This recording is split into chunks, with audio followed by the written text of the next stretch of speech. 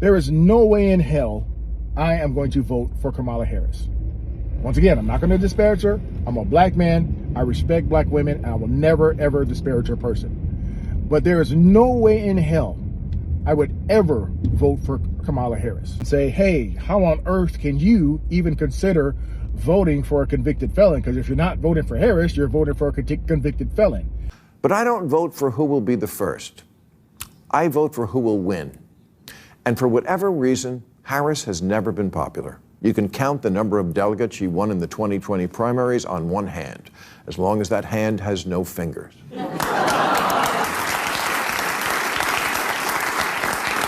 In 3 years as vice president, she's been quieter than an electric car. Yes, Maher is seeing what is going on. You might be thinking that is all. Take a look at this clip. In a strange twist of events that I did not see coming, Black Lives Matter, the organization, is not going to be endorsing Kamala Harris. They even went as far as to break down a timeline of events in order to prove the point that they're trying to make. Talk about Sunday, Joe dropped out, and then Kamala Harris says she's going to work hard to earn the nomination. She makes a call to party delegate. On Sunday, she continues making calls, and she makes 2 public speeches, and then all of a sudden AP announces she secured enough delegates to be the Democratic nominee on Monday night. Kamala Harris released a statement noting that she has worked hard to go out and earn those nominations. 24-hour process of talking to party bosses is not democratic, nor is it a process Democrats should be proud of. We do not give in to dictatorship. Delegates are not oligarchs. Installing Kamala Harris as the Democratic nominee and an unknown vice president without any public voting process would make the modern Democratic Party a party of hypocrites. They are calling on the DNC to create a process that allows for public participation in the nomination process, not just a nomination by party delegates. In their full statement, they state, historically, Black people have been loyal Democratic voters, but time and time again, the party has taken our votes for granted and prioritized political theatrics over our real needs. They go on to recognize the historic sequence of events, but they also want to make sure that they are calling out the undemocratic process and engaging in vigorous discussion in the issues in our community cares about. We do not live in a dictatorship. Delegates are not oligarchs. Any attempt to evade or override the will of the voters in our primary system, no matter how historic the candidate, must be condemned, and we demand, again, a snap primary. Yes, Scott Adams sent this out. The current political situation favors Harris to win. Most of politics is just the media brainwashing its own team. The Democrat media is better at it. All they needed was a candidate younger than 80. They erased Trump as a survivor energy in less than a week. Trump will need his A++ game to beat the brainwasher. We have always seen his A+ game, but he has more. Don't fall for the idea that Harris' policies or likability or experience will matter in the end. This is a media persuasion battle. Even now, they are now trying to tell me, even erase history, that Kamala Harris was not involved with issues of the border. I have proof. I'm going to show you even article these same people publish. Now they are changing their tone.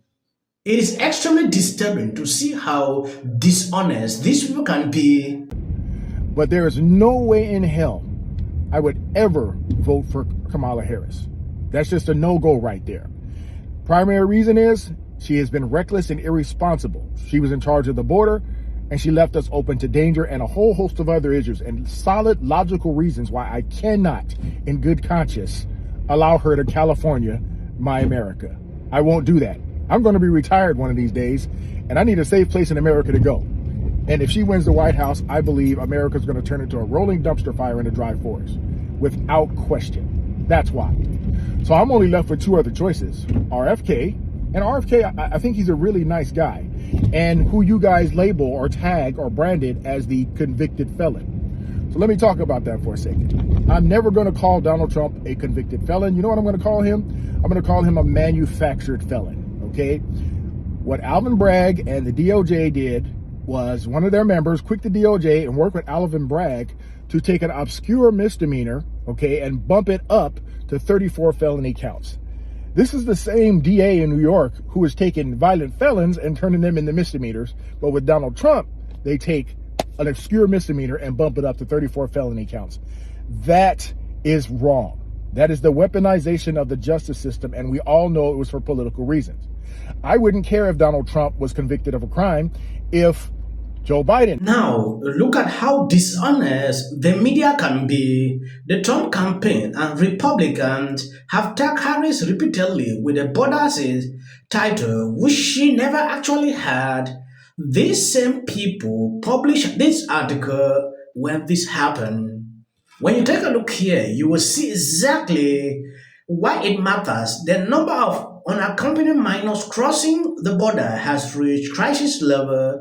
Harris, appointed by Biden as Border Czar, said she will be looking at the root causes that drive migration. What she is saying, our focus is to deal with the root cause. And okay, now they're trying to downplay what Trump is putting out about Harris. This is the kind of thing that is playing out all over conservative media. I just want to do a little bit of record correcting. There's not record crime right now. Number one, Harris was put in charge, as you said earlier, of combating the roots of immigration. She was not and is not the Border Czar. And the Biden administration did task Vice President Kamala Harris with the issue of migrant crossings, naming her the so-called Border Czar. We've been to the border. We've been to the border. You haven't been to the border. And I haven't been to Europe. And I mean, I don't understand the point that you're making. Numbers improve. Is there movement in the horse race? Is there a backlash? I think you have to ask as well. Look, Kamala Harris will be the first, if she is nominated, the first candidate from either party since 1968 to be the nominee without contesting in name the presidential primaries. Is there? Now they're trying to downplay what Trump is putting out about Harris. Kamala Harris never did anything pertaining to the border. Democrats realize this is a bigger issue that Trump is raising and is touching them. Even the mainstream media is picking this up, trying to say it's a lie. It never happened. We have proof, we have videos and articles like this.